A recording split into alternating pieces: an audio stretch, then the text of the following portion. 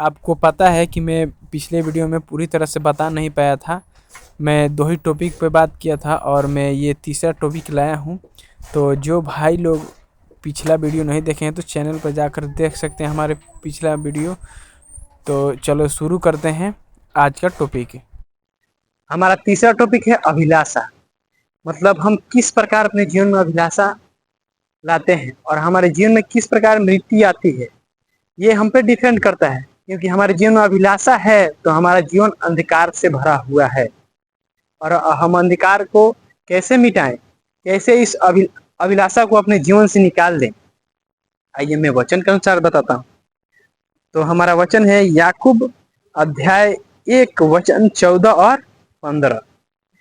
इसमें इस प्रकार से लिखा हुआ है, परंतु प्रत्येक व्यक्ति अपनी ही अभिलाषा से खींचकर और फंसकर परीक्षा में पड़ता है। क्या लिखा हुआ है? परंतु प्रत्येक व्यक्ति अपने ही अभिलाषा में खींचकर और फंसकर अभिलाषा में पड़ता है। क्योंकि हम अपने मन में अभिलाषा करते हैं क्या बुरी चीज की, तो मुझे वो मिल जाता, मुझे वो लड़की मिल जाती, मुझे वो धन मिल जाता, वो पैसा मिल जाता। आप ये सब की अभिलाषा करते हैं। हमारे जीवन में यही अभिलाषा क्या है? हमारे जो हम सोचते हैं वो अभिलाषा कर देते हैं। और आगे वचन 15 में इस प्रकार लिखा हुआ है, फिर अभिलाषा गर्भवती होकर पाप को जनती है और पाप जब बढ़ जाता है तो मृत्यु को उत्पन्न करता है। क्या लिखा हुआ है? फिर अभिलाषा गर्भवती होकर पाप को जनती है, यानी जो हम सोचते हैं वो क्या है? अभिलाषा है। और उसी को बार बार सोचते हैं तो हम क्या पाप कर बैठते हैं। यानी हम उसको बार बार सोचते हैं तो हमारा पूरा जी नहीं मानता है, हम अपने शरीर को कंट्रोल नहीं कर पाते हैं और तो क्या होता है? पाप बढ़ जाता है अपने जीवन में और पाप करते हैं तो हमारे जीवन में मृत्यु आता है। और मृत्यु क्या है? अनंत काल का अंधकार, हमारा आत्मा उसमें तड़पता रहेगा। और मैं आगे बढ़ता हूँ, वचन मुझे मिला है गलातियों अध्याय 5 वचन 24 में इस प्रकार से लिखा हुआ है, और जो मसीह यीशु के हैं उन्होंने शरीर को उसकी लालसाओं और अभिलाषाओं समेत क्रूस पर चढ़ा दिया है। यानी जो मसीह यीशु का है तो अपने लालसाओं और अभिलाषाओं को यह क्रूस पर मसीह के साथ चढ़ा दिए हैं। तो वहीं पे हमारे जीवन की जो लालसा है, जो गंदी लालसा है, जो बुरे विचार हैं, बुरे भावनाएं हैं, वो क्या है? उसी पे क्रूस पे चढ़ गया और वहीं पे मर गया। यानी हमारे जीवन में ये उत्पन्न नहीं होगा।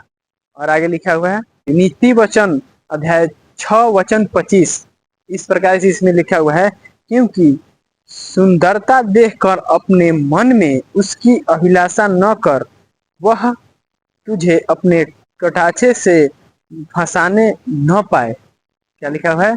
उसकी सुंदरता देखकर, यानी उसकी सुंदरता देखकर अपने मन में उसकी अभिलाषा न कर।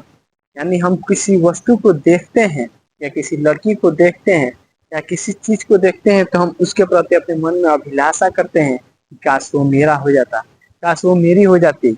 मतलब क्या लिखा है? वह तुझे अपने कटाक्ष से फंसा ना पाए। मतलब हम किसी लड़की के देखकर अपने मन में अभिलाषा करते हैं तो चौकस कर, अपने मन को चौकसी में रख कि वो तुझे अपने झांसे में फंसा ना ले, अपने बातों में फंसा ना ले। इस पे आपको पूरी तरह से ध्यान देना है, क्योंकि यदि आप एक बार उसके हाथों में फंस गए तो उसमें से निकलना बहुत ही मुश्किल होता है। और आगे वचन क्या कहता है? गलातियों अध्याय 5 वचन 19 से लेकर 21 तक में पढ़ रहा हूँ। देखिए किस तरह हमारे जीवन में पाप होता है। शरीर के काम तो प्रगट है, यानी शरीर के काम तो प्रगट है, अर्थात व्यभिचार, गंदे काम, लुचपन, इसमें लिखा हुआ है मूर्ति पूजा, टोना, बैर, झगड़ा, ईर्ष्या, क्रोध, विरोध, फूट, विधर्म, डाह, मतवालापन, लीला कीड़ा और इनके जैसे और काम हैं। इसके विषय में मैं तुमसे पहले से कह देता हूँ, जैसा पहले कह भी चुका हूँ कि ऐसे ऐसे काम करने वाले परमेश्वर के राज्य के वारिस न होंगे। मतलब आपके जीवन में ये सारी पाप है तो आप लोग स्वर्ग में प्रवेश नहीं कर पाएंगे, परमेश्वर के राज में प्रवेश नहीं कर पाएंगे, क्योंकि इस सारी वस्तुओं से प्रभु घृणा करता है। यदि आपके जीवन में ये सारी गंदे काम है तो आप स्वर्ग में प्रवेश नहीं कर सकते।